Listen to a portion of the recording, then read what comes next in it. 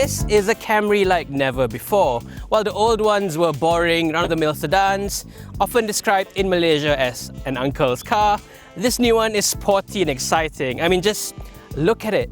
I can't believe the Camry now looks like this. It's a night and day change for the long-running model. Now with slim LED headlamps, huge gaping grille, hatchback-like rear profile, and an integrated rear spoiler design, no one can say the Camry looks boring anymore. But that brings a problem. The same uncles driving the old Camrys, I don't think they can accept this car's new looks. It's too different, too wild, too young. I mean, think about it. If a young guy drives an old Camry, you'd assume he's driving his father's car.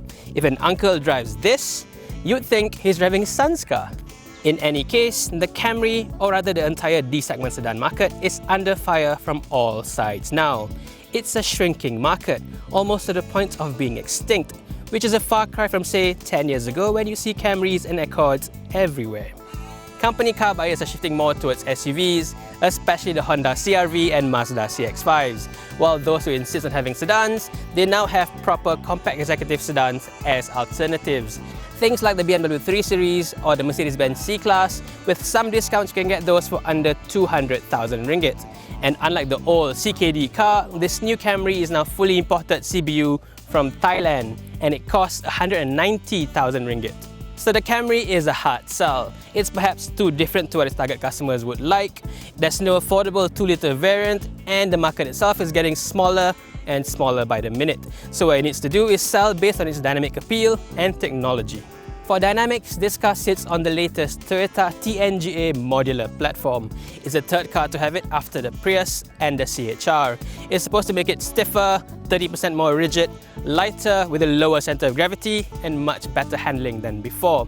The rear suspension is also all new, a proper double wishbone setup instead of the old multi-links for better flexibility and better control. As for technology, it gets the full Toyota Safety Sense suite.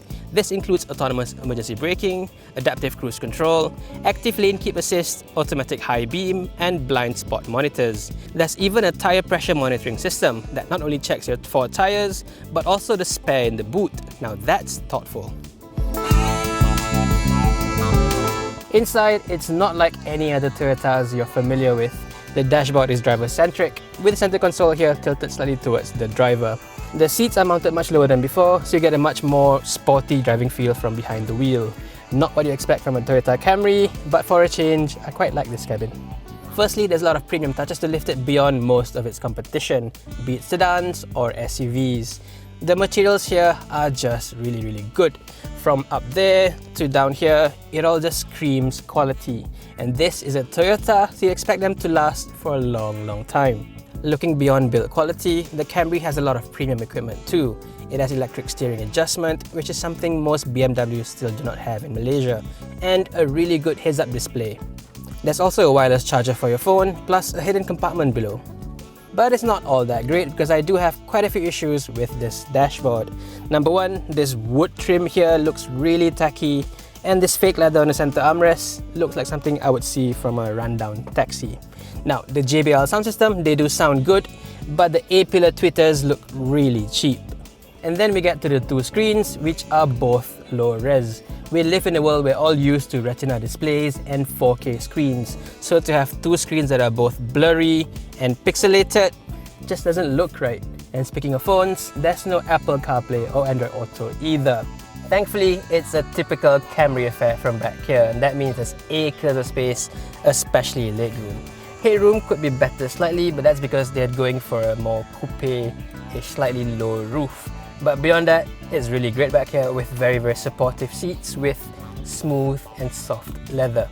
On top of all that, you've got powered rear sunshades, manual window shades on the side over here, the usual aircon vents, plus powered ports down there. Another Camry staple is the shoulder switches on front here, so you can control the front seat as you're sitting in the back. I know the Proton X70 also has this, but the Camry adds on a collapsible front headrest, so you get a better view out. For rear passengers, the Camry is just the best in the business, bar none. Not so great is the boot though. At just under 500 litres with the full-size spare underneath, it's competitive against its class. But the rear seats can't be folded down at all, so it pales in comparison against SUVs. Still, as a sedan, the Camry claims to be much better to drive, so let's get behind the wheel now.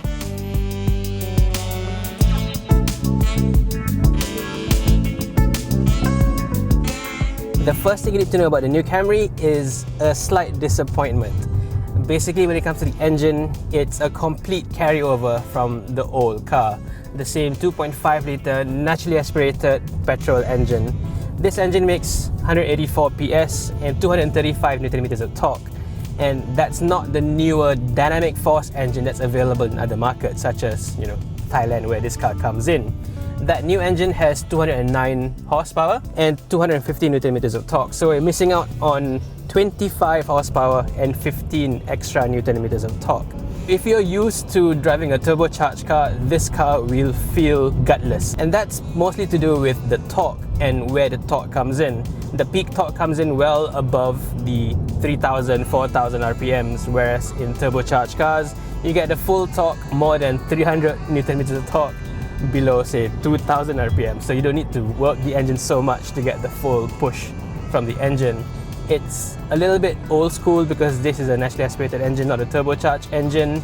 And whereas most of its competitors have moved on to smaller capacity turbocharged engines, which also save on road tax in our rudimentary road tax system. But hey, what you gotta do? Japanese prefer to do it in its own way, and the Camry suffers from it. But beyond that, beyond the initial sluggish acceleration, this car is actually just fine.